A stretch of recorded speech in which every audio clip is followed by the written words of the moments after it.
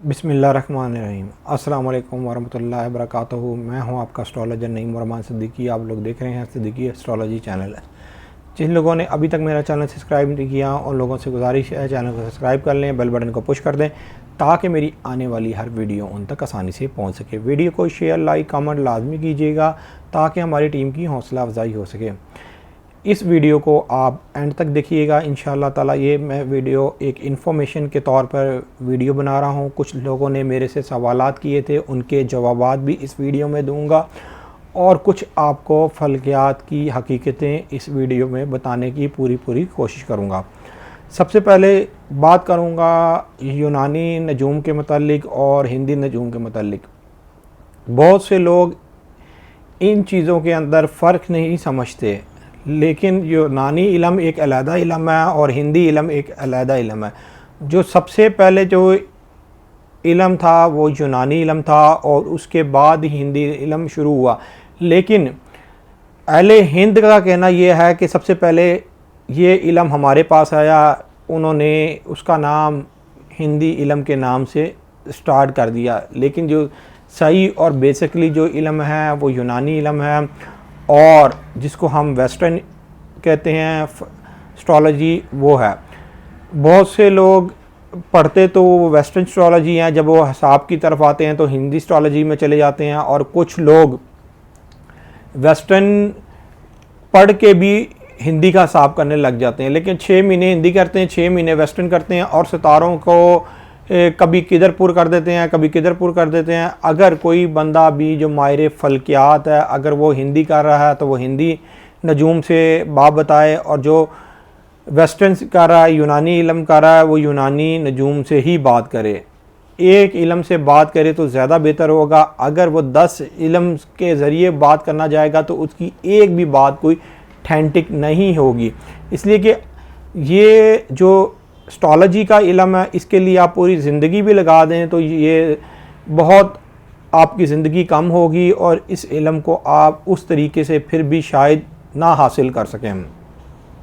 मैं ख़ुद ये समझता हूँ, 20 साल मेरा तजुर्बा है और अब भी मैं तालिब इल्म ही अपने आप को समझता हूँ। इसलिए कि इसमें डेली की नई से नई रिसर्च होती है और नए से नए आपको मामलात पता चलते रहते हैं।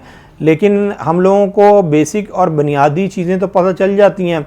अगर हमने किसी बंदे का हिसाब लगाना है या किसी मुल्क का हिसाब लगाना है वो तो पता चल जाता है।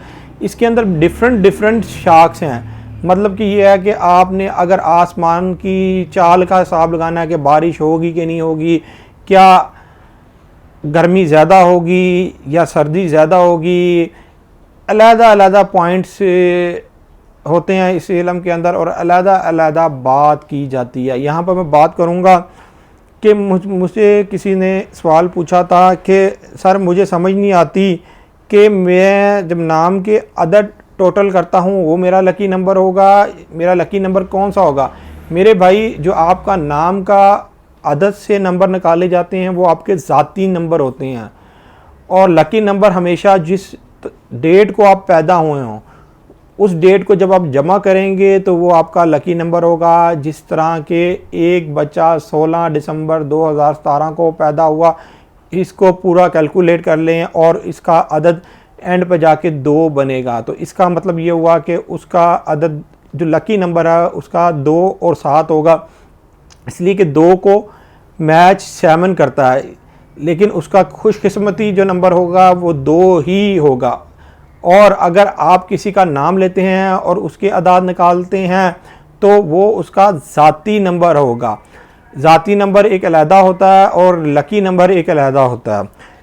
फिर मेरे से किसी ने एक सवाल ये पूछा था कि हिंदी नजूम से उसने सवाल पूछा था कि मुझे ये बताएं कि मैं कौन सा स्टार पढ़ूं कि मेरा सन साइन एरीज़ में है, मून मेरा लियो में है और वक्त मेरा जोज़ा है, तो मैं कौन सा स्टार पढ़ूं। सबसे पहली बात मैं आपको ये बात बता दूं कि मैं हिंदी नजूम नहीं करता, मैं यूनानी नजूम करता हूँ, वेस्टर्न नजूम करता हूँ और उसके ज़रिए ही मैं आपको सवाल का जवाब दूंगा। इधर जब भी आपने किसी का हिसाब निकालना होगा उसका वक्त बहुत ज़्यादा उसके हिसाब के ऊपर असर करता है और जब हम पूरा जायचा बनाते हैं फिर शम्स और कमर की भी पोजीशन उसमें देखी जाती है। कमर की पोजीशन हमेशा एक माह के जायचे के ऊपर ली जाती है, मतलब 1 मंथ के जायचे के ऊपर वो बहुत ज़्यादा आपको परफेक्ट बता देता है। इसी तरह जो सन साइन है वो 1 साल का आपको बता देता है, लेकिन जो वक्ती जो जायचा होता है जिस वक्त में आप पैदा हुए हों वो आपको पूरी ज़िंदगी का एक हिसाब और कुलिया बता देता है। उसके बाद आप के दौर निकलते हैं, जो ज़िंदगी के दौर होते हैं। मैंने इससे पहले भी एक वीडियो अपलोड की हुई है ज़िंदगी के दौर निकालने का तरीका, जिसे हिंदी नजूम वाले दशा कहते हैं और उसका जो सही जो हम यूनानी नजूम वाले उसे दौर कहते हैं। हिंदी और यूनानी नजूम में फ़र्क ज़रूर है, लेकिन अगर कोई हिंदी नजूम भी पढ़ रहा है अगर उसको सही तरीके से आता है तो वो वही हिसाब निकालेगा जो यूनानी नजूम वाला निकालेगा। मेरे साथ बहुत से लोग पहले भी काम करते रहे और वो जब हिसाब में निकालता था वो खुद डर जाते थे जब उनके साथ मामलात होना शुरू वो हो जाते थे। मैंने अपनी ज़िंदगी के अंदर खुद भी 1-2 दफ़ा ऐसे सितारों को पाया है कि जो चीज़ अगर होने वाली है और मैंने उसको देख लिया कि ये काम इस तरह होने वाला है तो और फिर एक दफ़ा झटक दिया, मैं कहा नहीं ये तो बेकार सी चीज़ें हैं शायद ऐसा ना हो, लेकिन जैसे ही वो टाइम आया और वो काम उस तरह हो गया। लेकिन एक और मैं आपको बात यहाँ पर ऐड करना चाहूँगा, इल्म पढ़ के भी अनपढ़ ना बने और जहालत की ज़िंदगी ना गुजारें। सॉरी मैं यहाँ पर ये लफ्ज़ इसलिए आप लोगों को बता रहा हूँ और ऐड कर रहा हूँ कि कई लोग इल्म हासिल करके भी अनपढ़ हैं और वो जहालत की ज़िंदगी गुजार रहे हैं। ये इल्म हमें सही तरीका बताता है कि हमें अपनी ज़िंदगी के अंदर क्या क्या करना चाहिए। अगर कोई रेमेडीज़ हैं या कोई ऐसे मामलात हैं तो हमें अपनी ज़िंदगी को किस तरीके से गुजारना है।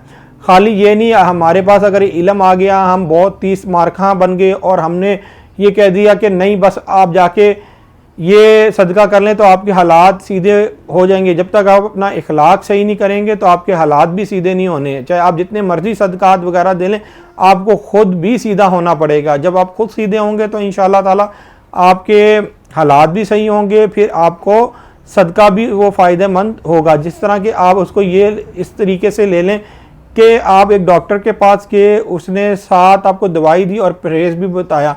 आप दवाई तो खा रहे हैं लेकिन जब तक परहेज़ नहीं करेंगे तो उस दवाई का कोई असर भी नहीं होना। उम्मीद करता हूँ ये मेरी वीडियो आपको पसंद आई होगी। अगर मेरी ये वीडियो पसंद आई हो तो मेरी इस वीडियो को शेयर, लाइक, कमेंट लाजमी करें, मेरे चैनल को सब्सक्राइब लाजमी करें। और अगर आगे से किसी ने और भी सवालात पूछने हो तो कमेंट बॉक्स पे लिख दिया करें। इंशाअल्लाह ताला आपको जवाब इसी तरह वीडियो के ज़रिए ट्रांसफ़र मैं कर दिया करूँगा। उसकी एक ख़ास वजह है कि और भी बहुत से लोग भी उस वीडियो को देख लेंगे, शायद उनके भी सवालात इससे मिलते जुलते तो नहीं। अल्लाह हाफिज़।